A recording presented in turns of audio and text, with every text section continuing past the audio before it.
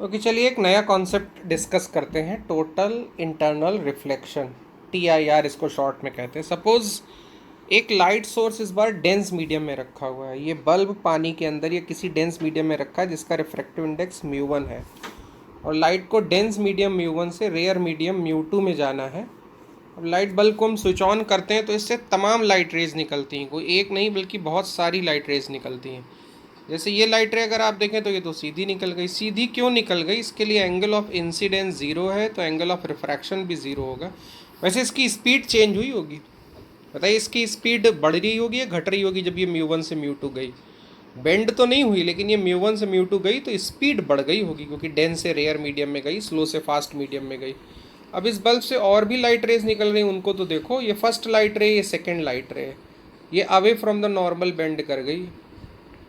कई बार हम लोग बात कर चुके हैं कि डेंस से रेयर में अगर लाइट जाएगी तो away from the normal bend करेगी, स्लो से फास्ट मीडियम में अगर लाइट जाएगी तो away from the normal bend करेगी। तो ये बड़ी ऑर्डिनरी इवेंट है कि light away from the normal bend कर गई। बल्ब से और लाइट रे लेते हैं, ये और ज़्यादा away from the normal bend कर रही है। इसके लिए एंगल ऑफ इंसिडेंस ज़्यादा है, तो एंगल ऑफ रिफ्रैक्शन उससे भी ज़्यादा होगा।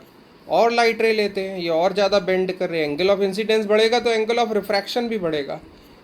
ऐसे चलते चलते एक ऐसी स्पेशल लाइट रे होगी, इसका एंगल ऑफ इंसिडेंस ऐसा होगा कि इसके लिए एंगल ऑफ रिफ्रैक्शन 90 डिग्री हो जाएगा। ऐसी रे को हम ग्रेजिंग रे कहेंगे। ये सबसे स्पेशल रे, बल्ब से निकलने वाली सारी रेज में जो ग्रेजिंग रे है ये स्पेशल है। ग्रेजिंग रे क्यों कह रहे हैं? क्योंकि ये रेयर मीडियम में इंटरफेस को ग्रेज करते हुए इंटरफेस के पैरेलल चल रही, इंटरफेस के टेंजेंशियल चल रही। इस ग्रेजिंग रे के लिए एंगल ऑफ रिफ्रैक्शन 90 डिग्री होगा। इस ग्रेजिंग रे का जो एंगल ऑफ इंसिडेंस है इसको क्रिटिकल एंगल ऑफ इंसिडेंस कहते हैं। भाई कोई पूछे critical angle of incidence theta C क्या है, तो डेंस मीडियम में लाइट का वो एंगल जिसके लिए रेयर मीडियम में light 90 degree angle of refraction बनाए, उसको हम क्रिटिकल एंगल ऑफ इंसिडेंस कहेंगे। तो ये theta c critical angle of incidence है। अब आप सोचिए कि बल्ब से अगर और हम लाइट रे लें जो और लेफ्ट साइड में जा रही, जैसे ये लाइट रे ले आ रही है, इसका एंगल ऑफ इंसिडेंस तो क्रिटिकल एंगल से भी ज़्यादा है। अब ये लाइट और कितना मुड़ेगी? ये तो ग्रेज से भी ज़्यादा चलेगी। ये डेंस की डेंस मीडियम में ही रह जाएगी, ये लाइट रिफ्रैक्ट ही नहीं करती, ये डेंस मीडियम में ही रह जाती है। तो ये जो इवेंट हो रही है कि लाइट का रिफ्रैक्शन ही नहीं हो रहा, लाइट रिफ्रैक्ट होने से मना कर रही है, जो राइट मोस्ट लास्ट लाइट रे है, ऐसी इवेंट को हम टोटल इंटरनल रिफ्लेक्शन कहते हैं, TIR। खैर, ग्रेजिंग रे पे थोड़ा सा और वर्क करेंगे। ज़रा ग्रेजिंग रे को ध्यान से देखिए, क्या करें इसके ऊपर।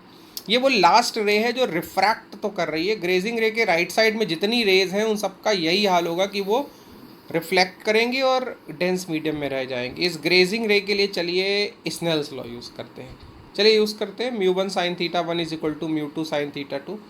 तो यहाँ μ1 की वैल्यू तो μ1 है, θ1 की वैल्यू θc है, और θ2 की वैल्यू जो रेयर मीडियम में एंगल है वो 90 है। साइन 90 की वैल्यू 1 रख दीजिए, तो यहाँ से साइन θc की वैल्यू μ2 अपॉन μ1 आ जाती है। ये फॉर्मूला आपको याद रखना पड़ेगा कि लाइट अगर डेंस मीडियम से रेयर मीडियम में जाना चाहती है तो जो क्रिटिकल एंगल ऑफ इंसिडेंस होता है उसका formula sine θc is equal to μ2 upon μ1 होता है। अब μ2 अपॉन μ1 याद नहीं रहेगा आपको, थोड़ी देर में आप भूल ही जाओगे μ1 कौन है μ2 कौन है। एग्जाम में क्वेश्चन है उसमें ऊपर μ1 है नीचे μ2 है, तो आप परेशान हो जाओगे। तो फिर इसको ऐसे समझते हैं यार, μ1 μ2 नहीं बोलेंगे यार हम लोग, इसको म्यू डेंस और म्यू रेयर बोलेंगे। μ1 एक्चुअली म्यू डेंस है और μ2 म्यू रेयर है। तो sine theta c is equal to mu rare upon mu dense, इस तरह से याद रखें। वैसे भी यार साइन थीटा 1 से छोटा होता है, तो अगर 1 से छोटा होता है तो ऊपर छोटा म्यू होना चाहिए, नीचे बड़ा म्यू होना चाहिए। इसलिए जो फॉर्मूला होना चाहिए साइन थीटा सी का वो mu rare upon mu dense होना चाहिए। तो ये क्रिटिकल एंगल ऑफ इंसिडेंस का फॉर्मूला है। जैसे कि एग्जांपल ले लो यार, मान लेते हैं म्यू रेयर या जो μ2 है वो 1 है, और म्यू डेंस यानी जो μ1 है वो 2 है। लाइट 2 से 1 में जाना चाहती है, तो ऐसे में साइन थीटा सी की वैल्यू 1/2 यानी थीटा सी की वैल्यू 30 डिग्री आ जाएगी। तो सिर्फ वही लाइट रेज रिफ्रैक्ट कर पाया करेंगी जिनका एंगल ऑफ इंसिडेंस 30 डिग्री या उससे कम हो। 30 डिग्री से बड़े एंगल वाली लाइट रे TIR कर जाया करेंगी, टोटल इंटरनल रिफ्लेक्शन कर जाया करेंगी। तो एक लास्ट बार मैं रिपीट करता हूँ कि लाइट रेयर से डेंस में तो हमेशा आ जाएगी, कभी नखड़े नहीं करेगी, लेकिन डेंस से रेयर में लाइट डेंस से रेयर में तभी जा पाएगी जब angle of incidence critical angle के बराबर या उससे छोटा हो। अगर लाइट का angle of incidence critical angle theta C से बड़ा हो गया तो वो लाइट डेंस की डेंस में ही कैद रह जाएगी, कभी रिफ्रैक्ट नहीं करेगी। अब थीटा सी कितना होगा, तो थीटा सी होगा sine inverse mu rare upon mu dense. ये फॉर्मूला आप याद रखिए।